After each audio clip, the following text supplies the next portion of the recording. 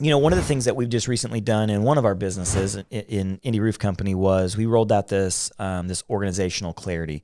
And we're really talking with the team about making sure that what we do is on purpose. And Aaron and I have this fundamental belief, and it's not like we own this belief, it's just a true statement, but every business has a culture. The difference between bad companies and good companies and great companies are the bad and good companies, their culture is just typically happenstance. Like the bad company has a bad culture because of the water cooler conversation. The good company has a good culture because, they have some fun together and all that kind of stuff. And then the great companies are just really intentional about what they do, specifically about how they lay it out and all that. You're one of those types of individuals, as I've watched some of your stuff and just have gotten to know you, that you are in that intentional space. What are some of the things that from your perspective that are just absolutely critical to have woven in the culture of a business? Oh man, I love this stuff. Yeah. It wasn't always that way though. I mean, we had back in the day, we never had a bad culture, but like if you are not intentional about building your culture, a culture will develop. Right. And we kind of had that. And I had a business partner, Tim, back in 2018 for a couple of years. We've since parted ways. But he lives in Arizona, and he would fly out to our office once a quarter to do, for like a week. And one of the times he came into the office, and we were at dinner that night, and he's like, "You probably don't realize this, but like the girls in that other office have kind of like developed this culture." And this girl, Jackie, was like kind of the leader of that. Like she was like the next person below me, kind of. And she kind of developed a culture that was like, all right, it's 4:55, whatever you're working on, just wrap it up and walking out the door at like 4:57, right? It wasn't like, hey, we're just going to get things done. We're going to work hard. We're going to hustle. We're going to do whatever. And he's like, you don't realize it, but that's a culture that's developed here. And you're in this other office and you're not like leading that culture. That was like really eye-opening. Yeah. So that was cool. How did you grab, so since you use that as an example, how did you kind of grab a hold of that mentality and then shape it into where you are now? Just kind of leaning in, and then fast forwarding a couple of years, we've implemented EOS, and we're pretty pure with EOS. So a lot of people are probably familiar with Entrepreneurial Operating System. I think you guys kind of use a little bit of that too, right? Yep. Unintentionally, there's some similar components to the structures. There's a lot of similar stuff out there. It's not a direct EOS system. Okay, yeah, for sure. So that starts with our 10-year vision. We have a 3-year vivid vision for our company that everyone is aware of. It's a written thing. So it's where our company is on December 31st, 2025, because we started that at the beginning of last year. So that came from a book, Vivid Vision by Cameron Herold. Okay. Awesome book. For me personally, like I struggle to like project out 10 years. Like that seems like forever, right? But 3 years is like, okay, I can grasp that, I can see where we're going. We can build toward that in terms of like our team, our clients, what we're doing, our events, like our culture. So like everyone is aware of that. We review that quarterly as a leadership team and then cascade that down into the rest of our company.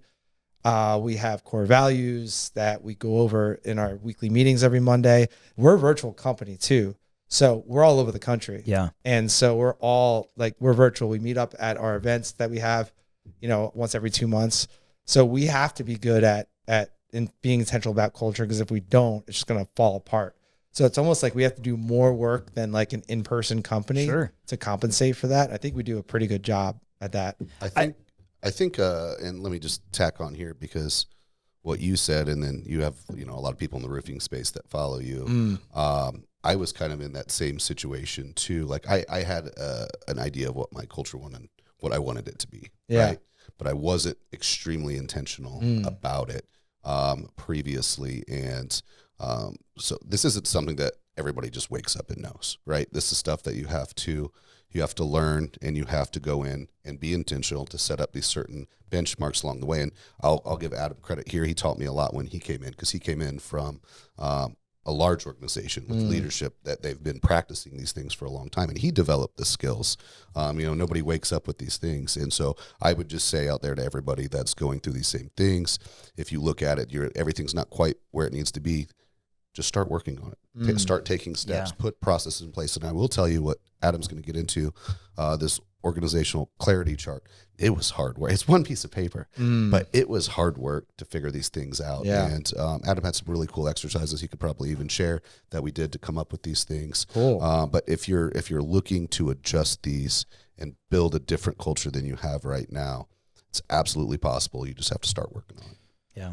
Yeah, and I think culture can be kind of this nebulous thing where it's like, what is it, right? And I would say, like, just ask yourself as a company, like, even if it's just yourself, like, who are you and what do you want to be known for? Yep. I got those questions from my buddy, Mike Claudio, my former business coach. Like, who are you and what do you want to be known for, whether it's as a leader or as a company? And that'll kind of like inform like what your culture is.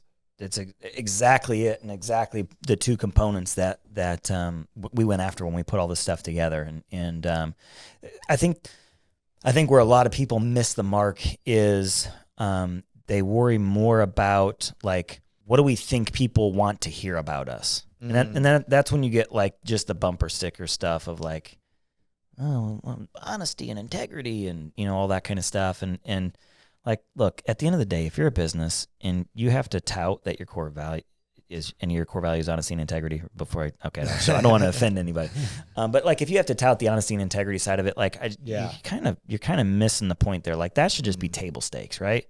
Like, if you're going to have a business, like, in my opinion, yeah, you should have honesty and integrity, and that's just woven into who you are. Yeah, it's like contractors being like, yeah, quality done right the first time. It's like, well, I hope so. Like, right. Well, what else are we doing here? Exactly.